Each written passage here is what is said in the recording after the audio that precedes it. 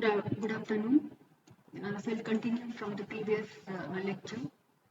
Uh, so we have seen pattern and framework of how it is different with each other. So there are three different ways. Design pattern are most abstract than the framework. Design patterns are smaller architectural elements than the framework, and design patterns are less specified than the framework. Now coming back to the next part, how to select a design pattern. So the approaches to finding the design pattern that is right for your problem are as follows.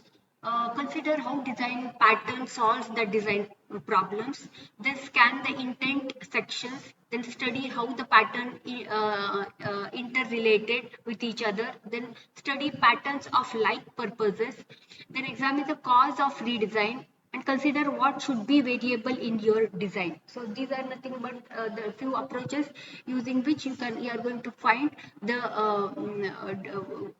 proper design pattern for your problem.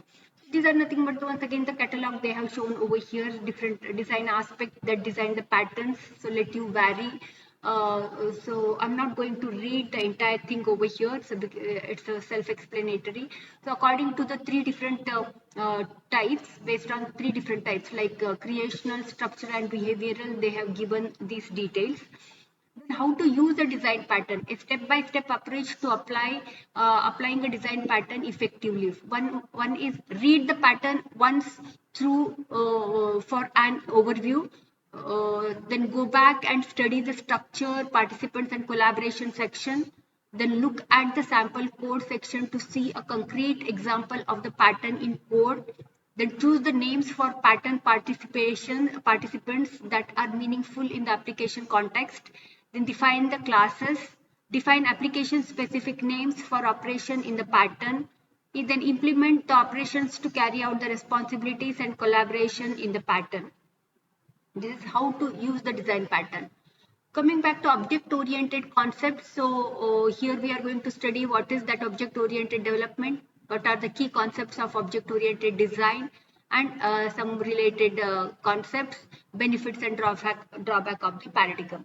The key concepts of object-oriented design are the central role of the object, so centerpiece of the software design, this object-oriented paradigm, the notion of the class defines hierarchies and engage with the idea of specification and generalization of the object.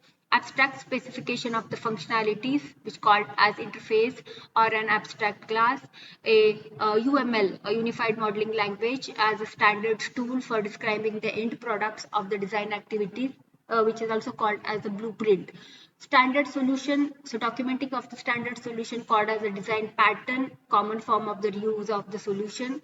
An analysis process to model a systematic way to translate a functional specification to a conceptual design, and the notion of the extendability and adaptability, so inherent and composition. Other related concepts are modular design and encapsulation. Modularity is like putting together a large system by developing a number of distinct components independently and then integrating these to provide the required functionality. Encapsulation is nothing but the module hides details of its implementation from external agent using ADT. Next is cohesion and coupling. Cohesion of a module tells us how well the entities within a module work together to provide this functionality. Highly cohesive modules tend to be more reliable, reusable, and understandable. Whereas coupling refers to how dependent modules are on each other, and high coupling means that changes in one module would necessarily change in other module. That is also called as domino effect. Third one is modifiability and testability. Modifiability means modification can be done to change both functionality and design. Modifiability systems are more adaptable. Improving the design through incremental change is accomplished by refracting testability. Accomplishing by refactoring. Next is textability.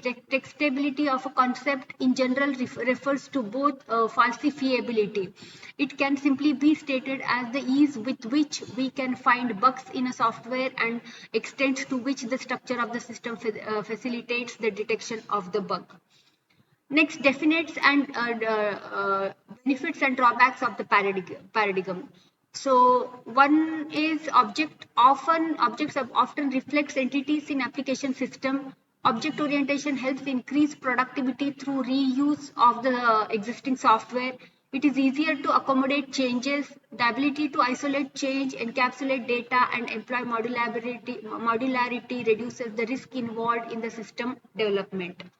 So this is nothing but the end of the first module. If anybody is having any doubts, so you can clarify. Uh, Thank you.